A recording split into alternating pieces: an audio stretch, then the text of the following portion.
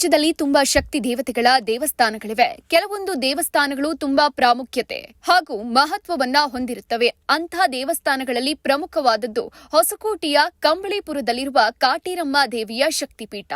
ಭಕ್ತರು ತಾಯಿಯನ್ನ ಅಪಾರವಾಗಿ ನಂಬಿ ಬರುವಂತ ದೇವಸ್ಥಾನ. ನಮ್ಮ ಸಮಸ್ಯೆಗಳಿಗೆ ತಾಯಿಯಲ್ಲಿಯೇ ಪರಿಹಾರ ಇದೆ ಅಂತ ನಂಬಿ ಬರ್ತಾರೆ. 4 ವರ್ಷದಿಂದ ನಾವೇನ್ ನೆನ್ಸ್ಕೊಂಡಿದ್ದೋ ಅದು ಒಳ್ಳೇದಾಯ್ತು. ಮತ್ತೆ ಇವಾಗ್ಲೂ ಅಷ್ಟೇನೆ ಒಳ್ಳೇದಾಯ್ತು ಅಂತಾನೆ ಬಂದಿದ್ದೀವಿ. ನಮ್ಗೇನೋ ಒಳ್ಳೇದನ್ಸಿದೆ ಅಮ್ಮ, ಹಂಗಾಗಿ ಮನಸ್ಸು ಸಮಾಧಾನ ಆಗಿದೆ ಬಂದಿದೆ. ಏನಂದ್ರೆ ಒಂದ್ ಮನೆ ಕಟ್ಬೇಕಂತ ನಿಂತೋಗಿತ್ತು, ಅದು ಒಳ್ಳೇದಾಯ್ತು. ಪ್ರತಿ ತಿಂಗಳು ಬರ್ತೀರಾ? ಮನ್ಸು ಬಂದಾಗ ಬರ್ತಾ ಇರ್ತಾರೆ. ನಾವ್ ಹೋಗ್ಬೇಕಂದಾಗ ನಾವ್ ಬರ್ತಾ ಇರ್ತೀವಿ. ಇಷ್ಟು ವಾರ ಅಂತೇಳಿ ಬರ್ತೀವಿ.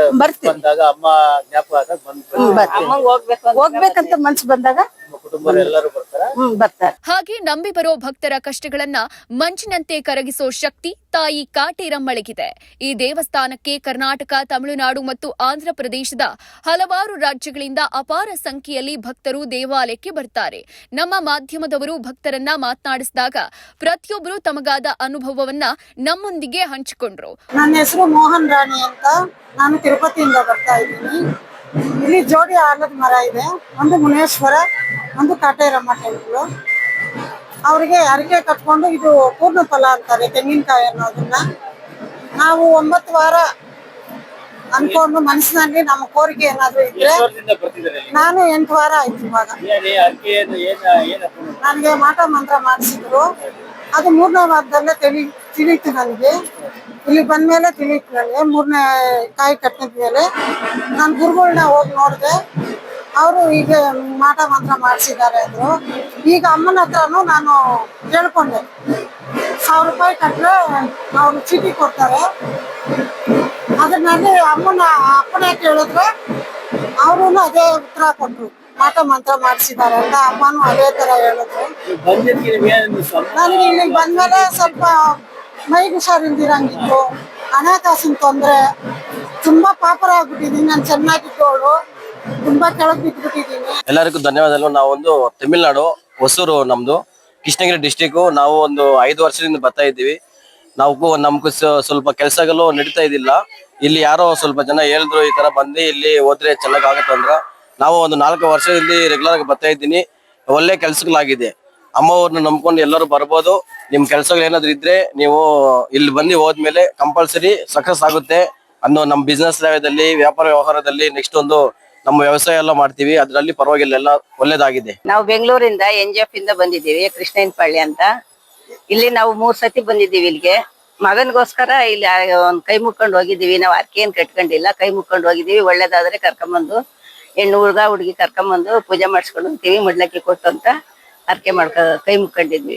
ವಾರದಲ್ಲಿ ವಿಶೇಷವಾಗಿ ಮಂಗಳವಾರ, ಗುರುವಾರ, ಭಾನುವಾರ ಹಾಗೂ ಪೌರ್ಣಮಿ ಅಮಾವಾಸ್ಯೆಗಳಲ್ಲಿ ಹೆಚ್ಚಿನ ಭಕ್ತರು ಆಗಮಿಸುತ್ತಾರೆ ಎಂದು ದೇವಸ್ಥಾನದ ಟ್ರಸ್ಟಿಯವರು ತಿಳಿಸಿದರು.